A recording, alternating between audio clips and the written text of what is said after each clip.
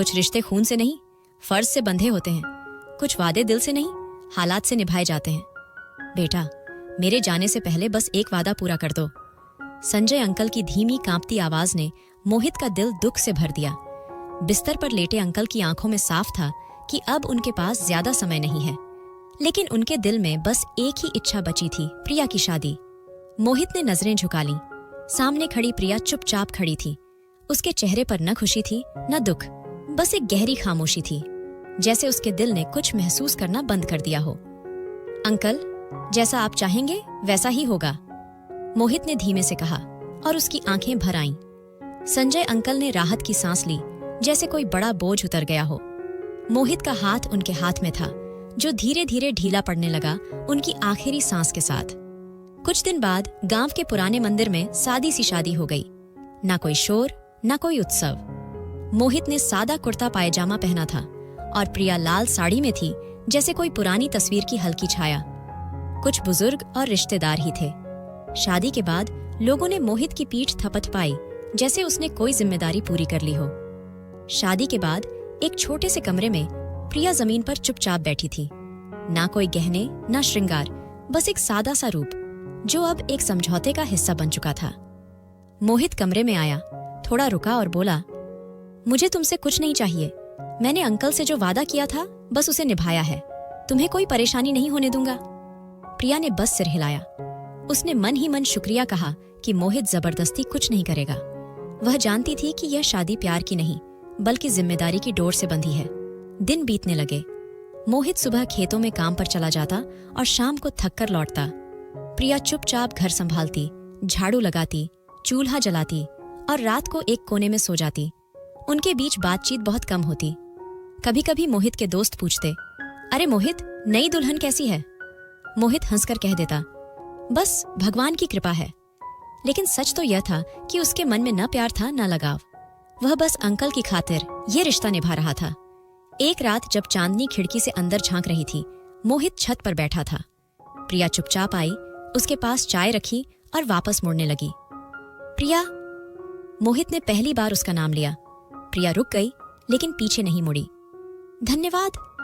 और वो पल बस यूं ही बीत गया। अगले दिन सब पहले जैसा ही हो गया। मोहित के अंदर एक उथल पुथल चल रही थी। एक तरफ अंकल का दिया संस्कार, दूसरी ओर उसका आजाद मन। वह खुद को बंधा हुआ महसूस करता था। प्रिया ने खुद को किताबों में लगा लिया। जब मोहित घर पर नहीं होता, वह पढ़ाई करती, पुराने नोट्स देखती और सपने बुनती। उसे पता था कि मोहित उसकी परवाह नहीं करता, लेकिन वह यह भी जानती थी कि वह खुद को यूं ही खत्म नहीं कर सकती। एक दिन गांव के एक बुजुर्ग ने मोहित से कहा, बेटा, तू बहुत भाग्यशाली है। संजय की बेटी बहुत समझदार है। उसमें जो तहजीब है वो आजकल की लड़कियों में कम देखने को मिलती है। मोहित ने हल्की मुस्कान दी, लेकिन उसके दिल में चुभन थी। वह जानता था कि वह इस रिश्ते को वह आदर नहीं दे रहा जो देना चाहिए। कुछ दिन बाद प्रिया को अपने पिता की पुरानी डायरी मिली। उसमें लिखा था, मेरी बेटी, मैंने तुझे मोहित के साथ इसलिए जोड़ा कि दुनिया के बुरे हालातों से तू बच सके। वो तेरा सहारा बनेगा। ये शब्द प्रिया के दिल में तीर की तरह चुभे। उसने ठान लिया वह खुद को बेबस नहीं बनाएगी। प्रिया अब खुद को तैयार कर रही थी, एक ऐसे मुकाम के लिए जहां लोग उसे सिर्फ किसी की पत्नी नहीं, उसकी अपनी पहचान से जाने। वहीं दूसरी ओर मोहित के भीतर कुछ टूटने लगा था, लेकिन अब बहुत देर हो चुकी थी। केवल किसी से किया वादा जिंदगी नहीं बनता, और ना ही किसी की मौत से पहले दिया गया वचन हमेशा साथ निभा पाता है। लेकिन असली कहानी तो अब शुरू हो रही थी। रात का आखिरी पहर था। जब गांव के कुत्ते भी थककर सो चुके थे, मोहित चुपचाप खिड़की के पिछले हिस्से से बाहर निकला। कमर पर एक पुराना थैला टांगा था, जेब में कुछ पैसे थे और दिल में बेचैनी। वह धीरे धीरे गली पार कर गया, बिना कोई आवाज किए। प्रिया ने आंखें खोलीं, मगर कुछ नहीं कहा।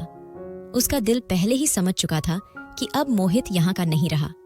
अभी संजय अंकल की मिट्टी सूखी भी नहीं थी, लेकिन मोहित को चैन नहीं था। मोहित ने खुद से कहा, यह जीवन नहीं, एक बंधन है। मैं बुजुर्गों के वादों का गुलाम नहीं, मुझे अपनी दुनिया खुद बनानी है। उसे ना प्रिया की चुप्पी से फर्क पड़ा और ना ही उससे कोई लगाव बचा था।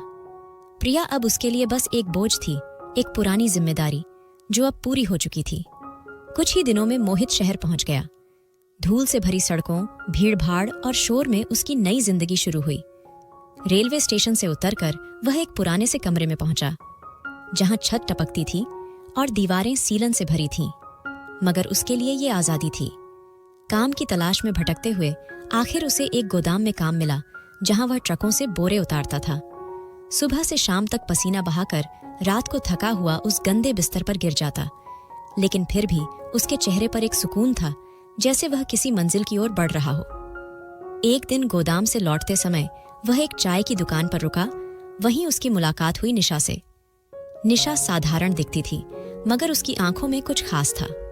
कुछ मुलाकातें, थोड़ी बातें और चाय के बहाने बढ़ती नजदीकियों ने मोहित की जिंदगी को एक नया रंग दिया। एक दिन निशा ने पूछा, क्या तुम मेरे बिना रह सकते हो? मोहित ने मुस्कुराकर जवाब दिया, मैं तो अपने बिना भी नहीं रह पा रहा था, तुमने मुझे पूरा कर दिया। कुछ ही हफ्तों में दोनों ने शादी कर ली। ना कोई रस्म, ना कोई पिछली बात का जिक्र। मोहित ने अपना अतीत, गांव, अंकल और प्रिया सब पीछे छोड़ दिया। निशा के साथ जिंदगी थोड़ी हल्की लगने लगी, लेकिन वक्त बीता और फिर वही हाल, गरीबी, थकान और असफलता। निशा अब मोहित से उबने लगी। उसकी आंखों में सपने थे और मोहित के पास बस थकावट। तुमने तो बड़े वादे किए थे मोहित, लेकिन तुम खुद ही अधूरे हो। मुझे क्या पूरा करोगे? निशा की आवाज तीखी हो चुकी थी। मोहित चुप रहा। वह जानता था उसके पास ना पढ़ाई थी, ना तरीके की समझ, ना वो बात जो निशा जैसी लड़की चाहती थी। उसके पास सिर्फ मेहनत थी और एक खाली दिल। उधर गांव में प्रिया खुद को संभाल रही थी। मोहित के जाने के बाद उसने आंसू नहीं बहाए। वो मजबूत थी। लोगों ने बातें बनाई। मोहित अपनी बीवी को छोड़कर भाग गया। वो तो था ही बेकार, बस संजय का सहारा था। प्रिया ने सब सुना, मगर कोई जवाब नहीं दिया। उसने चुपचाप ठान लिया कि वह अब किसी नाम की मोहताज नहीं बनेगी, न पिता के नाम की, न पति के नाम की। मोहित को प्रिया की याद तब आती जब निशा की बातें उसे अंदर से तोड़ देती। तब उसे याद आता प्रिया ने कभी शिकायत नहीं की। उसकी चुप्पी में सुकून था, इज्जत थी, भरोसा था। एक रात तेज बारिश में निशा गुस्से से दरवाजा बंद करके बोली, अब और नहीं सह सकती, मैं जा रही हूं। और मोहित के सामने फिर वही अकेला कमरा था, भीगा बिस्तर और अकेलापन। धीरे धीरे उसके दिल के कोने में दबी बातें बाहर आने लगी। शायद जिसे छोड़ आया वही असली जिंदगी थी, मगर अब लौटना आसान नहीं था, या शायद था, लेकिन मोहित को अब खुद पर भरोसा नहीं था। शहर की इस भीड़ में उसकी जिंदगी एक अंधेरे घेरे में कैद हो गई थी। हर सुबह उसे लगता जैसे वह घुट रहा है। कमरे की दीवारें चुभने लगी थीं। वही पुराना बिस्तर, वही सीलन और वही कोने में रखा थैला, जिसमें अब ना कोई सपना बचा था, ना कोई उम्मीद। काम पर जाना अब केवल पेट भरने की मजबूरी बन चुका था। कोई उत्साह या लक्ष्य बाकी नहीं रह गया था। गोदाम का वही बोझ, वही चिल्लाहटें, वही थकान। दिन भर लोहे के बक्से खींचते हुए, बोरियों के बोझ उठाते हुए बीतता और शाम को वह खाली जेब और झुके कंधों के साथ कमरे में लौट आता। एक दिन गोदाम के प्रबंधक ने आकर कहा, आज से वेतन आधा होगा, माल कम आ रहा है। मोहित के पैरों तले जैसे जमीन खिसक गई। वह पहले ही किसी तरह गुजारा कर रहा था। किराया, खाना और 2 जोड़ी कपड़े, यह सब अब बोझ बन चुके थे। कुछ दिन वह केवल चाय पर गुजारा करता रहा। कभी केवल पानी पीकर सो जाता, कभी रोटी के टुकड़े को 3 दिन तक खींचता। एक समय ऐसा आया कि 3 दिन से उसके शरीर में कुछ नहीं गया था। चौथे दिन जब वह गोदाम पहुंचा तो चलते चलते उसकी टांगें कांपने लगी। आंखों के आगे अंधेरा छा गया। मजदूरों की आवाजें धीरे धीरे मध्यम होती गईं और वह जमीन पर गिर पड़ा। इसे उठाओ, सांस चल रही है, किसी ने कहा। किसी ने उसके चेहरे पर पानी के छींटे मारे। कोई उसका हाथ हिला रहा था, लेकिन मोहित की आंखें बंद थीं। उसका चेहरा पीला पड़ चुका था, सांसें धीमी थी। उसे पास के सरकारी अस्पताल ले जाया गया। वहां की गंदी चादरें, बदबूदार पर्दे और शोर मचाती नर्सें, यह सब वह अर्धचेतन अवस्था में महसूस कर रहा था। उसका शरीर निर्जीव हो चला था, जैसे किसी ने उससे जीवन खींच लिया हो।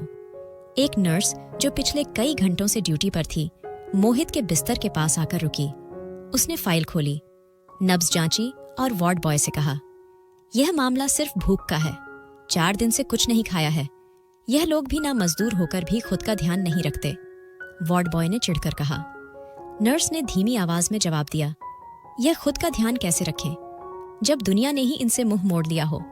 सफाई करने वाली महिला जब बिस्तर के नीचे झाड़ू लगा रही थी तो मोहित की जेब से एक तस्वीर निकली। अंकल संजय और प्रिया की एक पुरानी तस्वीर जिसे उसने अनजाने में अब तक संभाल कर रखा था। यह कौन है? नर्स ने तस्वीर को गौर से देखा। शायद इसकी पत्नी हो या कोई अपना। लगता है सब कुछ छोड़कर आया है, सफाई करने वाली ने कहा। 2 दिन बाद मोहित को होश आया। उसने आंखें खोली, छत को घूरा और एक लंबी सांस ली।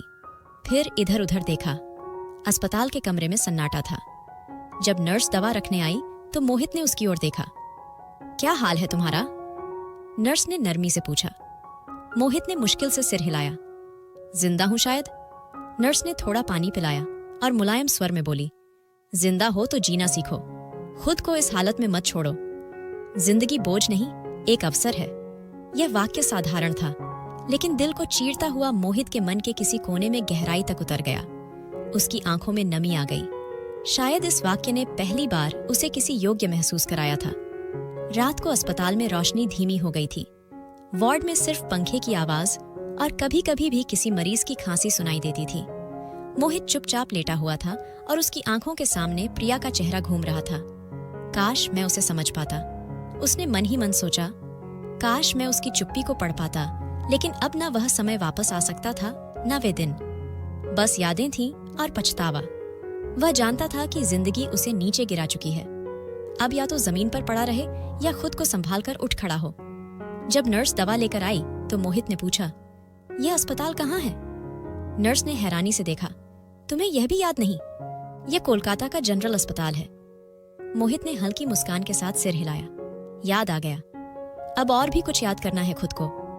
जिंदगी की धूल में लिपटी थकी हुई यह आत्मा अब शायद, लेकिन सफर अभी बाकी था और रास्ता वह तो अभी शुरू होना था। अस्पताल से छुट्टी मिलने के बाद मोहित सीधा उस कमरे में वापस नहीं गया जहां छत से पानी टपकता था, जहां दीवारें उसकी हालत पर आंसू बहाती थीं और जहां अकेलापन उसकी आत्मा को चीरता था। उसने पहली बार अपने हाथों की लकीरों को गौर से देखा, जैसे वह उनमें अपने अतीत और वर्तमान की तस्वीरें ढूंढने की कोशिश कर रहा हो। कुछ पल वह चुप बैठा रहा, बस सांसें लेता रहा। फिर दिल में एक निर्णय लिया, अब और नहीं। अब वापस जाना है जहां सब कुछ छोटा था लेकिन दिल बड़ा था। अगले दिन कुछ पुराने कपड़े, अस्पताल से मिला एक अधूरा बिल और जेब में कुछ सिक्के लेकर वह स्टेशन की ओर रवाना हुआ। ट्रेन के सफर में उसके साथ सिर्फ खामोशी थी। कभी कभी खिड़की से बाहर देखकर वह पुराने मंजर याद करता जो अब धुंधले हो चले थे। बचपन के खेल, अंकल की छड़ी, प्रिया की वो नजरें जिनमें कभी सवाल छिपे होते थे। सब कुछ एक चलचित्र की तरह उसकी आंखों के सामने चलने लगा। जैसे ही ट्रेन की सीटी ने गांव के स्टेशन पर रुकने की घोषणा की, मोहित के मन में बेचैनी बढ़ने लगी। उसके पैर जैसे अपने आप ही उस दिशा में उठने लगे जहां कभी उसका घर हुआ करता था, जहां अंकल संजय की खांसी सुनाई देती थी, जहां प्रिया के कदमों की आहट रात की खामोशी में गूंजती थी। गांव में कदम रखते ही सब कुछ जाना पहचाना होते हुए भी बदला बदला सा लगा। वही मिट्टी, वही गलियां, मगर लोगों की निगाहें, उनका व्यवहार अब पहले जैसा नहीं था। कोई मोहित आया है, किसी बच्चे ने शोर मचाया, फिर जैसे पूरे गांव को खबर हो गई। लेकिन हैरान करने वाली बात यह थी कि जिन चेहरों पर वह पहले तिरस्कार ढूंढता था, वहां अब सम्मान था, मौन आश्चर्य था और एक अपनापन जो उसे पहले कभी महसूस नहीं हुआ था। नमस्कार मोहित भैया, अच्छा हुआ आप लौट आए। अंकल संजय का दामाद वापस आया है, किसी ने कहा। उसे ऐसा लगा जैसे यह वही लोग नहीं थे जो कभी उसे नीची नजरों से देखा करते थे, जिनके लिए वह बस एक नाकाम, अनपढ़ और बेकार लड़का था। अब हर एक की जुबान पर उसका नाम था, हर एक की आंखों में उसके लिए एक अजीब सी श्रद्धा थी। वह धीरे धीरे अपनी पुरानी हवेली की ओर बढ़ा। वहीं टूटा फूटा दरवाजा, वही पेड़ जिसके नीचे बैठकर अंकल हुक्का पिया करते थे, सब कुछ वैसा ही था। बस समय ने दीवारों पर थकान की एक परत चढ़ा दी थी। दरवाजा धकेलकर जब वह अंदर गया तो वातावरण में एक गहरी खामोशी फैली हुई थी। यही मेरा मूल था, यही मेरी पहचान थी, मोहित ने बुदबुदाया। वह सामने वाले कमरे में जाकर बैठ गया, जहां कभी अंकल संजय ने अपनी आखिरी सांसें ली थी। दीवार पर आज भी वही कील लगी थी जिस पर प्रिया ने अपने पिता का रुमाल टांगा था। अचानक दरवाजे पर दस्तक हुई। एक बुजुर्ग व्यक्ति, गांव का मुखिया, हाथ जोड़कर खड़ा था। बेटा लौटकर अच्छा किया, यह घर अब फिर से जीवित लगेगा। अंकल संजय ने हमारे लिए बहुत कुछ किया, अब तुझसे भी कुछ उम्मीद है। मोहित ने आंखें नीची कर ली। उसे समझ ही नहीं आ रहा था कि यह सब कुछ कैसे और क्यों बदल गया। उसी वक्त एक व्यक्ति आया जो गांव की समिति का प्रतिनिधि था। उसने एक बंद लिफाफा मोहित को दिया। यह पत्र प्रिया ने तुम्हारे लिए हमारे माध्यम से छोड़ा था। शायद उस समय तुम यहां नहीं थे, लेकिन अब हो। मोहित ने कांपते हाथों से लिफाफा खोला। अंदर सिर्फ कुछ पंक्तियां थीं। अगर तुम कभी लौटो तो जान लेना कि तुम्हें वह सम्मान मिलेगा जिसके लिए मैंने सब कुछ छोड़ दिया था। यह हवेली तुम्हारी नहीं, तुम्हारी पहचान है। जिंदगी बार बार अवसर नहीं देती, लेकिन अगर मिल जाए तो उसका आभार प्रकट करना चाहिए। पत्र का हर शब्द मोहित की आत्मा में उतर रहा था। वह जो खुद को तुच्छ समझता था, आज उसके नाम पर गांव वाले सिर झुका रहे थे। यह सब कुछ प्रिया के सपनों, उसकी मेहनत और अंकल संजय की प्रतिष्ठा का परिणाम था। एक कोने में बैठा मोहित देर तक सोचता रहा। वह खुद से नजरें नहीं मिला पा रहा था, ना ही प्रिया से, जो वहां मौजूद ना होते हुए भी उसकी जिंदगी पर सबसे गहरा प्रभाव छोड़ गई थी। रात को जब पूरे गांव में सन्नाटा छा गया, मोहित हवेली के आंगन में बैठा आसमान की ओर देख रहा था। मैं वापस आ गया हूं अंकल, लेकिन अब मैं वह मोहित नहीं हूं जो भाग गया था।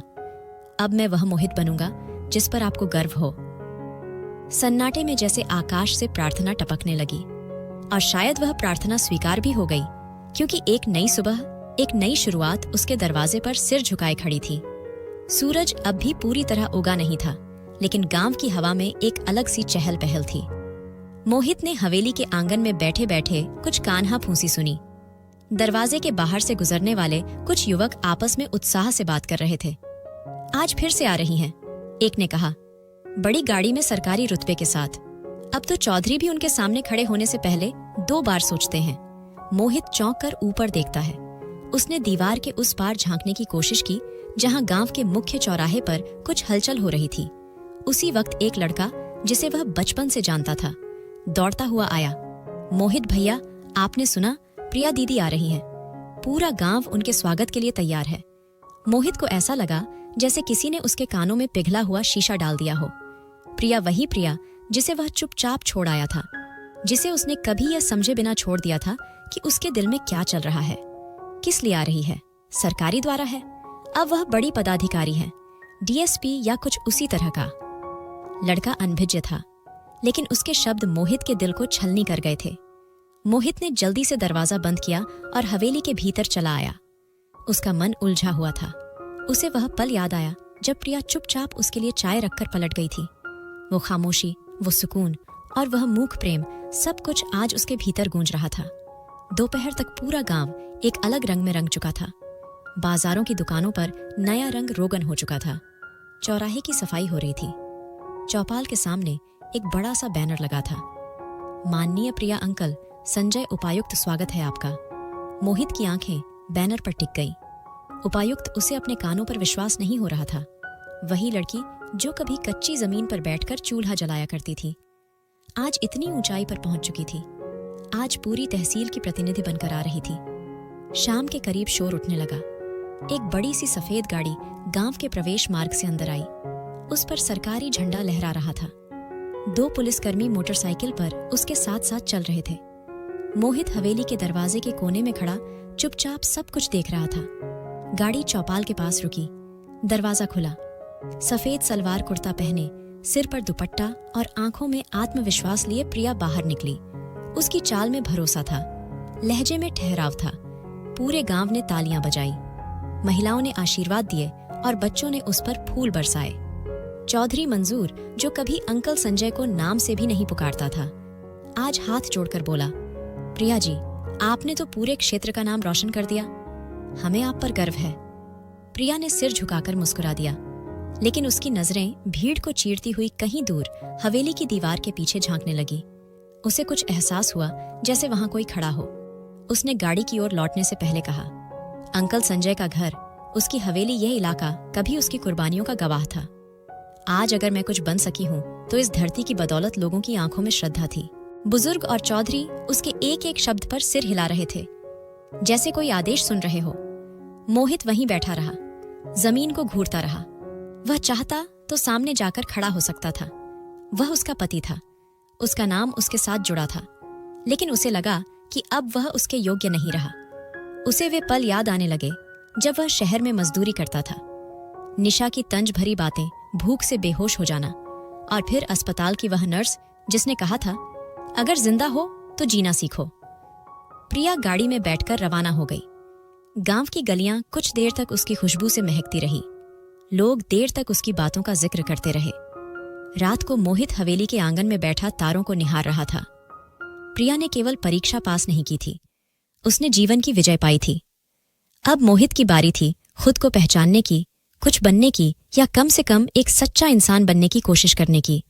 और शायद यही हैरानी का असली सफर था, बाहर की दुनिया नहीं, अंदर का बदल जाना।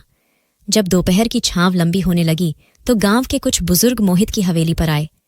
वह चुपचाप बैठा हुआ था, जैसे किसी सोच में खोया हुआ हो। उनमें से एक प्रकाश राव, जो गांव की समिति के प्रमुख सदस्य थे, आगे बढ़े और एक लिफाफा हाथ में लेकर मेज पर रख दिया। पुत्र मोहित, यह लिखित निवेदन हम सबकी ओर से है। अगर संभव हो तो अपनी पत्नी से कहना कि यह कार्य हमारे लिए कर दे। यह हमारी इज्जत का सवाल है। मोहित ने हैरानी से लिफाफा उठाया, लेकिन अब तक वह समझ नहीं पाया था कि मामला क्या है। आखिर यह कैसा काम है? उसने धीमे स्वर में पूछा। प्रकाश राव ने नजरें चुराते हुए कहा, विवरण समाप्त है, तुम स्वयं पढ़ लो। हम चाहते हैं कि तुम खुद उससे बात करो। लोग वहां से चले गए और मोहित देर तक लिफाफा हाथ में थामे बैठा रहा। उसका दिल अनजानी घबराहट से धड़कने लगा। आखिरकार उसने लिफाफा खोला। अंदर सिर्फ कुछ वाक्य लिखे थे। प्रिया देवी, आपके प्रभाव और पद की शक्ति से हमें आशा है कि आप थाने में बंद हमारे 2 लड़कों को रिहा करवा दें। वे निर्दोष हैं। यदि आप सिफारिश कर दें तो मामला शांतिपूर्वक सुलझ सकता है। पूरी बिरादरी आपकी आभारी रहेगी। मोहित को ऐसा लगा जैसे यह कोई पत्र नहीं, बल्कि कोई भारी बोझ की रसीद हो, जो कभी अपनी पत्नी को कमजोर, बेबस और चुपचाप समझता था, आज उसी को एक सशक्त अधिकारी के रूप में देखने वाला था। इसी उधेड़बुन में वह उठा और सीधा प्रिया के सरकारी आवास की ओर रवाना हो गया, जो अब हवेली से अलग उसका कार्यालय जैसा घर बन चुका था। रास्ते में बच्चों ने मोहित को देखकर शोर मचाया। वो देखो, प्रिया दीदी के पति हैं। कुछ बुजुर्गों ने भी सिर झुकाकर अभिवादन किया, लेकिन मोहित का मन और भी भारी होता जा रहा था। दरवाजे पर पहुंचकर उसने दस्तक दी। दरवाजा खुला और मोहित की सांस थम सी गई। सामने प्रिया खड़ी थी, सरकारी वर्दी में सम्मान से ओढ़ा हुआ दुपट्टा, सीने पर नाम की चमचमाती पट्टी। उसकी आंखों में ठहराव था, चेहरे पर नरमी, लेकिन आवाज में एक अलग सा अधिकार। जी मोहित का गला सूख गया। वो कुछ बात करनी थी। प्रिया ने दरवाजा पूरा खोला और उसे अंदर आने का इशारा किया। मोहित धीरे धीरे अंदर दाखिल हुआ, जैसे किसी अदालत में पेश हो रहा हो।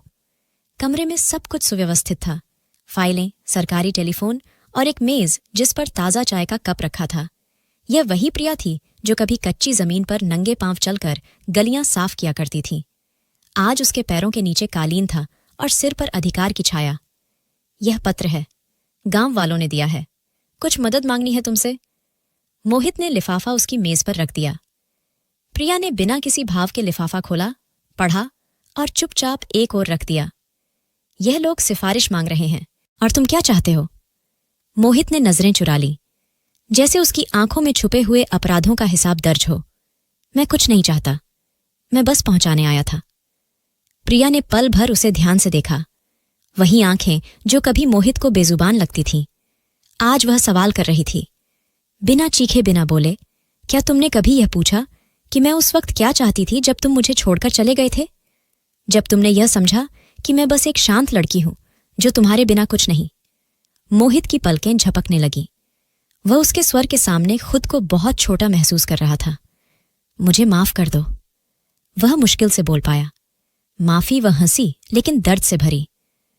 तुम्हें लगता है कि केवल शब्दों से पाप मिट जाते हैं? मोहित की आंखें भर आई। नहीं, मैं जानता हूं। मैं बस अपनी गलतियों का बोझ थोड़ा हल्का करना चाहता हूं। प्रिया कुर्सी से उठी और खिड़की की ओर देखने लगी। बाहर सूरज ढल रहा था। तुम्हें क्या लगता है मैंने यह सब कैसे पाया? सिर्फ मेहनत से नहीं मोहित। मैंने तुम्हारी दी हुई तन्हाई को, तुम्हारे छोड़कर जाने के दर्द को, तुम्हारी खामोश नफरत को ईंधन बनाया। हर रात जब मैं तुम्हारे खाली बिस्तर को देखती थी तो मेरे दिल में यह संकल्प और भी मजबूत हो जाता था कि मैं खुद को तुम्हारे बिना भी संपूर्ण बनाकर दिखाऊंगी। और फिर वह दिन आया जब मेरा CSS का परिणाम आया। मेरी सालों की मेहनत, मेरे सालों का अभ्यास सफल हुआ। मेरे कंधों से एक भारी बोझ उतर गया।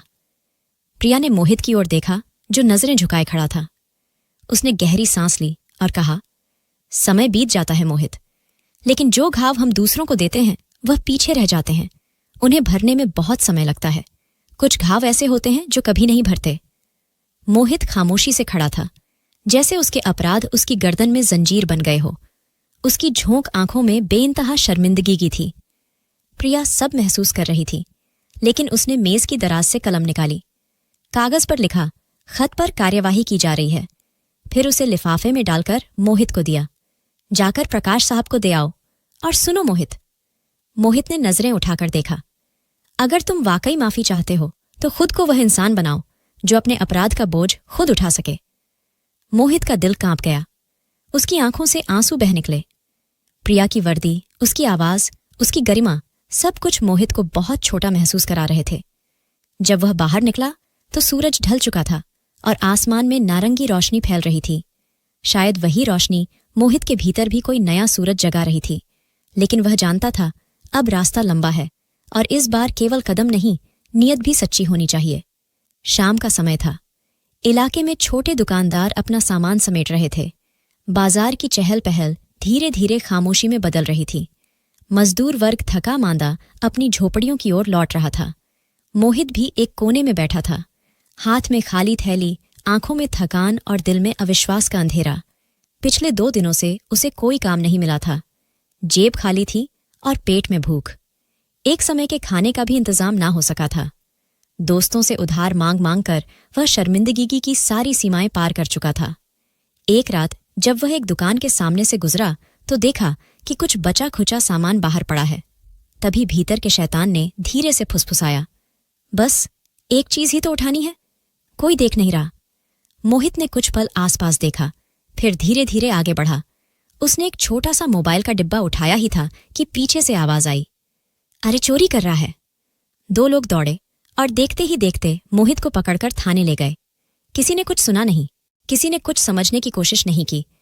बस उसके माथे पर चोर का ठप्पा लगा दिया गया। थाने की दीवारें भारी लग रही थीं और भीतर की हवा में गालियों, बदबू और डर का मिश्रण था। मोहित को लोहे की सलाखों के पीछे डाल दिया गया। पूरी रात उसे नींद नहीं आई। वह दीवार से टिककर बैठ गया। आंखें बंद की तो पुरानी यादें एक एक कर उसके जहन में उतरने लगीं। अंकल संजय का स्नेह, प्रिया की चुप्पी, हवेली की छत और गांव के कुएं की ठंडी हवा, सब कुछ किसी चलचित्र की तरह उसके सामने घूमने लगा। वे पल भी याद आए जब उसने प्रिया को दुकान के बाहर रोते हुए देखा था, मगर पलटकर कुछ पूछा नहीं। वे रातें जब वह चुपचाप किताबों में खोई रहती थीं और वह अपनी दुनिया में मस्त रहता था। सुबह हुई तो थाने के बाहर एक SUV आकर रुकी। उस पर नीली नंबर प्लेट थी। पुलिस के साथ एक सम्मानित महिला उतरी। सबने आदर से सिर झुका दिया। यह प्रिया थी। अधिकारी उसे गंभीरता से सलाम कर रहे थे। वह सीधे भीतर गई, थानेदार से बात की और कुछ ही मिनटों में मोहित को सलाखों से बाहर निकाला गया। मोहित ने नजर उठाकर देखा, सामने प्रिया खड़ी थी, वर्दी में गरिमा के साथ, मगर चेहरा शांत। चलो बाहर आओ। मोहित ने एक पल उसे देखा, फिर धीरे से बाहर आया। उसे ऐसा लग रहा था जैसे जमीन उसके पांवों के नीचे से निकल गई हो। अगर कोई और मदद करता तो शायद उसे इतना शर्मिंदगी की ना होती, लेकिन यह वही स्त्री थी जिसे उसने कभी अनदेखा किया था, कमतर समझा था। बाहर आकर जब वह गाड़ी में बैठा, प्रिया ने एक शब्द भी नहीं कहा। गाड़ी चुपचाप चलती रही। मोहित का सिर झुका हुआ था और उसका मन अंदर ही अंदर रो रहा था। रास्ते भर वह बार बार प्रिया का चेहरा देखना चाहता था, मगर उसमें साहस नहीं था। प्रिया की आंखें सीधे रास्ते पर टिकी थीं, जैसे उसके मन में कोई भावनाएं शेष न बची हो। लेकिन मोहित जानता था कि वह खामोशी खालीपन नहीं, बल्कि गहरे घावों की निशानी थी। जब गाड़ी उसके पुराने कमरे के सामने रुकी, प्रिया ने दरवाजा खोला और बस इतना कहा, उतरो। मोहित नीचे उतरा। पल भर रुका, कुछ कहना चाहा, लेकिन शब्द साथ छोड़ गए। प्रिया दरवाजा बंद कर चली गई। पीछे धूल उड़ती रह गई। रात को वह कमरे में चुपचाप बैठा रहा, हाथों की लकीरें देखता रहा। दीवारों पर टंगे पुराने कपड़ों को घूरता और अंदर ही अंदर टूटता रहा। उस दिन पहली बार उसे पूरी तरह से एहसास हुआ कि जिसे वह एक खामोश साया समझता रहा, वह वास्तव में एक संपूर्ण अस्तित्व थी, एक ऐसी स्त्री जिसने अकेलेपन की वह पीड़ा सही थी जिससे वह स्वयं भागता रहा। थाने की वह रात, जेल की दीवारें और प्रिया की खामोशी, यह सब उसके भीतर के दरवाजे खोल चुके थे। उसे प्रिया की खामोश आंखों में एक ऐसा दर्द दिखा था जो कभी जुबान पर नहीं आया, ना शिकायत बनी, बस भीतर ही भीतर सुलगता रहा और एक दिन चुपचाप उसकी गरिमा को प्रकाशित कर गया। अब उसे समझ आ गया था कि उसका अपराध केवल चोरी नहीं था। उसका असली गुनाह यह था कि उसने किसी के सपनों, भावनाओं और मौन को तुच्छ समझा, और यह वह अपराध था जिसकी सजा अदालत नहीं बल्कि आत्मा देती है। सूरज की रोशनी उस दिन कुछ ज्यादा ही तेज लग रही थी। मोहित एक कोने में बैठा था, हाथों में छाले, माथे पर पसीना और दिल में हार का अंगार जल रहा था। उसकी आंखों के सामने जैसे पूरी जिंदगी की तस्वीरें लटक रही थीं। अंकल संजय की अंतिम सांस, प्रिया की चुप्पी, चोरी का आरोप और वह क्षण जब वह जेल की सलाखों के पीछे खुद से आंख नहीं मिला पाया था। दोपहर के समय जब मजदूरों की भीड़ थोड़ी कम हुई, मोहित खुद को एक छाव की तलाश में एक सुनसान कोने तक ले गया। वहां एक पीपल का पेड़ था जिसके नीचे एक बूढ़ा साधु बैठा था। लंबी सफेद दाढ़ी, मैले कुचैले कपड़े, हाथ में मिट्टी का कटोरा और आंखें जैसे धरती के भीतर छिपी किसी सच्चाई को तलाश रही हो।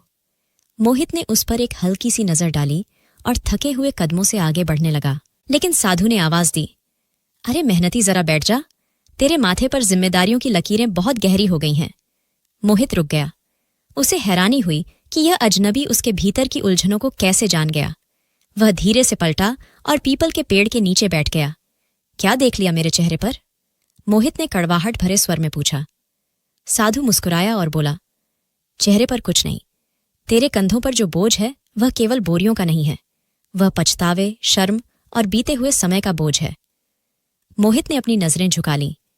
मुझे कुछ समझ नहीं आता, सब कुछ हाथ से निकल गया, प्रिया, घर, इज्जत, अब बस यह बोझ और यह शरीर बचा है। साधु ने गर्दन झुकाकर जमीन से एक छोटा सा पत्थर उठाया, उसे मोहित की हथेली में रखकर कहा, यह पत्थर तेरे हाथ में तब तक बेकार है जब तक तू इसे इस्तेमाल करना ना जाने। इज्जत भी वैसी ही है, मिलती नहीं है, कमाई जाती है। यह वह रोशनी है जो इंसान अपने भीतर जलाता है, दूसरों की आंखों को दिखाने के लिए नहीं बल्कि खुद को देखने के लिए। मोहित चुप रहा। उसके भीतर कुछ हिलने लगा, जैसे किसी मरी हुई नस में फिर से खून दौड़ गया हो। तू क्या कह रहा है? मैं क्या करूं? उसने बेबसी से पूछा। साधु ने धीरे से कहा, दो रास्ते हैं तेरे पास, या तो बाकी की जिंदगी इसी बोझ के साथ काट दे, या फिर खड़ा हो जा और वह बन जा जिसे देखकर कल का मोहित तुझ पर गर्व करे। मोहित की आंखों में नमी आ गई। वह कुछ देर चुप बैठा रहा, फिर धीरे से बोला, अब या तो अपनी जिंदगी संवारूंगा या मर जाऊंगा, लेकिन ऐसे नहीं जीऊंगा। साधु ने आशीर्वाद दिया, जा मेहनती, अपना बोझ अपने कंधों से नहीं दिल से उतार, खुद को वह स्थान दे जिसे तू अब तक दूसरों से मांगता रहा।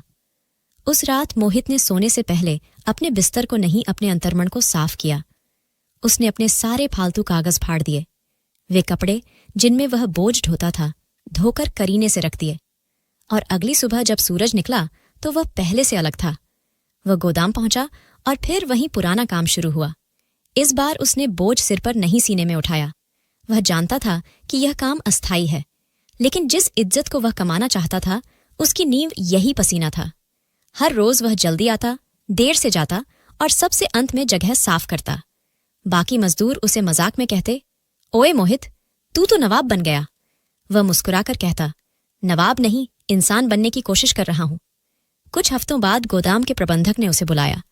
तू मेहनती है मोहित, एक प्रस्ताव है। एक नई डिलीवरी कंपनी में पर्यवेक्षक की जगह खाली है, चाहो तो मैं सिफारिश कर सकता हूं। मोहित की आंखों में उम्मीद की चमक आ गई।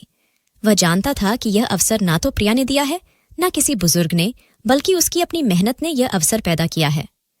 उस रात जब वह छत पर बैठा था तो उसे पीपल का पेड़ याद आया, वह साधु याद आया और वह पत्थर याद आया जो उसने उसे दिया था। उसने जेब में हाथ डाला। वही पत्थर अभी भी सुरक्षित था। अब वह जान चुका था कि सम्मान किसी नाम से नहीं बल्कि अपने आचरण से मिलता है, और अगर आचरण मजबूत हो तो मिट्टी भी सोना बन जाती है। उसने आसमान की ओर देखा और धीरे से कहा, प्रिया, मैं तुम्हें वापस पाने के लिए नहीं बल्कि खुद को वापस पाने के लिए बदल रहा हूं, और अब यह सफर रुकेगा नहीं। दूर समय पर सुबह की रोशनी फैल रही थी। शायद वही रोशनी अब उसके दिल में भी जाग रही थी, और शायद पहली बार मोहित सचमुच जाग चुका था। मौसम बदल रहा था। हवा में हल्की सी खनक थी, जैसे जमीन पर बिखरे पुराने पापों को धोने का मौसम आ चुका हो। अब मोहित वही नहीं रहा था जो कभी गांव छोड़कर गया था। अब वह रोज सूरज निकलने से पहले उठता था, थके हुए शरीर के साथ लेकिन मजबूत इरादे के साथ अपने दिन की शुरुआत करता था। मजदूरी करते करते उसके दिल में एक बीज बोया जा चुका था, अपने पापों का प्रायश्चित करने का, अपनी खोई हुई इज्जत वापस पाने का।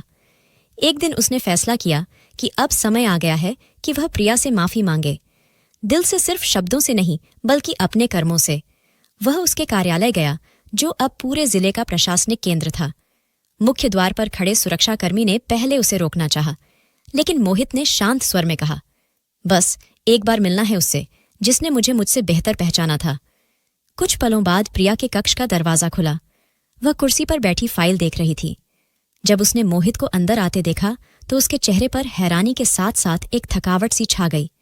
वह चुप रही, जैसे इंतजार कर रही हो कि अब वह क्या कहेगा। मोहित ने आंखें झुका ली और धीरे से बोला, मैं तुमसे उस समय के लिए माफी मांगने आया हूं जब मैंने तुम्हें नजरअंदाज किया, तुम्हें कम आंका और तुम्हारे सपनों को महत्वहीन समझा। प्रिया ने चुपचाप सुना, लेकिन कुछ नहीं बोली। मोहित ने आगे बढ़कर एक पुराना मुड़ाता कागज उसके सामने रखा। यह देखो, यह वह नक्शा है जो मैंने अपनी जमीन पर स्कूल बनाने के लिए तैयार किया है, उन बच्चों के लिए जो मेरी तरह अशिक्षित हैं, जिन्हें कभी कोई अवसर ही नहीं मिला। मैं चाहती हूं कि जो मैं नहीं बन सका वह कोई और बन सके। प्रिया ने कागज को हाथ में लिया। उसके हाथ थोड़े कांप रहे थे। उसने कागज पर लिखी सीधी साधी पंक्तियां देखीं, लेकिन उनमें भावना की गहराई थी, नियत की सच्चाई थी। मैं चाहता हूं कि तुम इस विद्यालय का उद्घाटन करो। यह तुम्हारी पहचान है, तुम्हारे ही विचार की उपज। मैंने कुछ भी नहीं किया, सिर्फ तुम्हारे स्वप्न को अपनी जमीन पर स्थान दिया है। प्रिया ने नजरें उठाकर मोहित को देखा। उसके चेहरे पर वही खामोशी थी जो सालों पहले थी, मगर अब उस खामोशी में एक आंतरिक शांति थी। क्षमा हमेशा शब्दों से नहीं मिलती, मोहित बोला।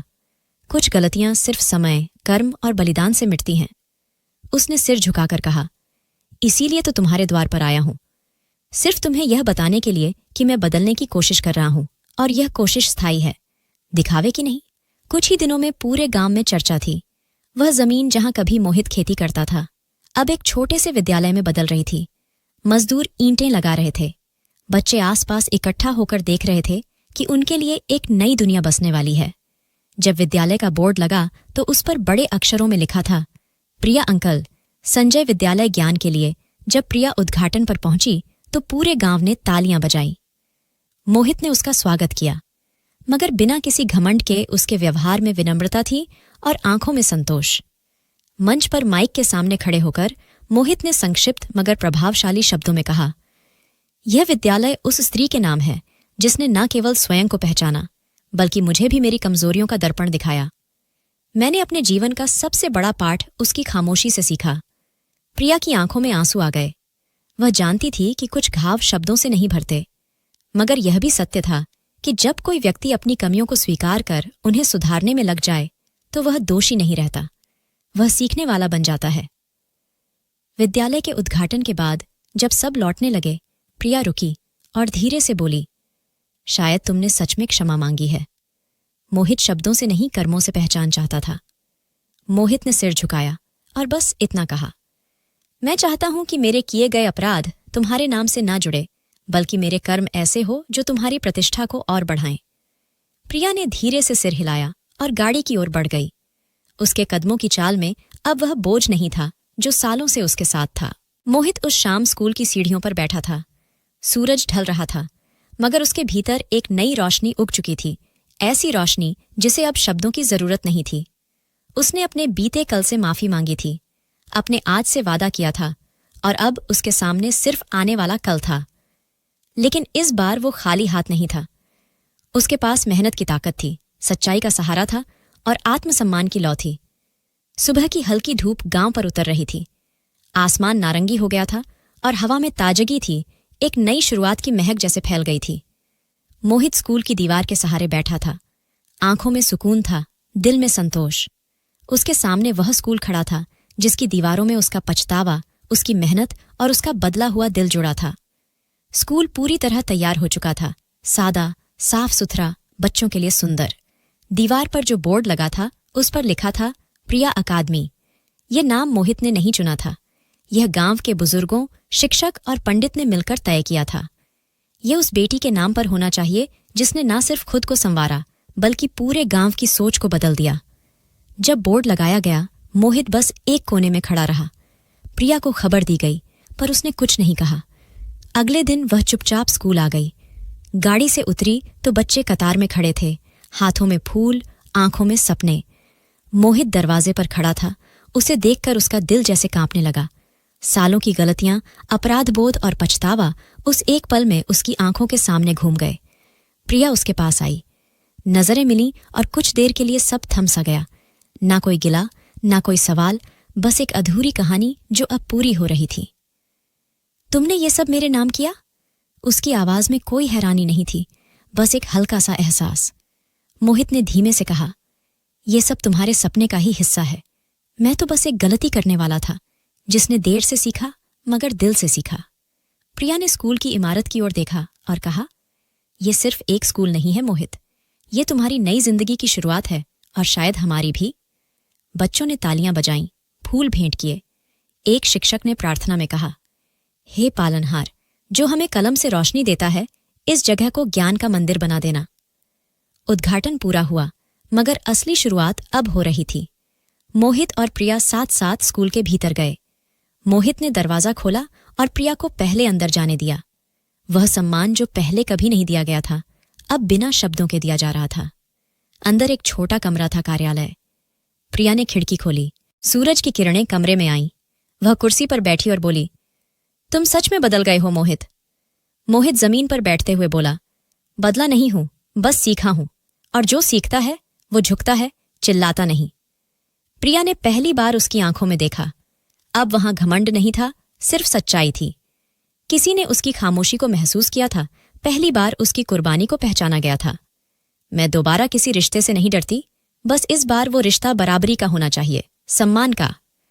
मोहित ने आंखें उठाकर कहा, मैं वादा नहीं करता कि अब सब सही होगा, पर यह जरूर कहता हूं, अब मैं वो मोहित नहीं हूं जो तुम्हें अकेला छोड़ गया था। प्रिया ने एक फाइल उसकी ओर बढ़ाई। ये स्कूल की पंजीकरण फाइल है, अब इसकी जिम्मेदारी तुम्हारी है, मेरी नहीं। मोहित ने फाइल इस तरह ली जैसे उसने जिंदगी की सबसे कीमती चीज छू ली हो। बाहर बच्चे खेल रहे थे, पेड़ों पर चिड़ियां चहचहा रही थीं, सूरज की किरणें स्कूल की दीवारों पर पड़ रही थीं। सब कुछ पूरा लग रहा था। सालों बाद एक अधूरी कहानी पूरी हुई थी। अतीत की कड़वाहटें और चुप जख्म अब पीछे छूट चुके थे। अब बस एक नई सुबह थी, एक नई दिशा और एक नया रिश्ता, जिसमें कोई ऊपर नहीं, कोई नीचे नहीं, बस बराबरी। सिर्फ माफी मांग लेना काफी नहीं होता, इंसान को बदलना पड़ता है। और असली बदलाव तब होता है जब वो झुककर बिना शोर किए रिश्तों की मरम्मत करता है। सम्मान का रिश्ता वही होता है जहां दोनों साथ चलें, न आगे न पीछे। दोस्तों, वीडियो कैसा लगा कमेंट करके जरूर बताएं। वीडियो को लाइक और चैनल को सब्सक्राइब जरूर करें।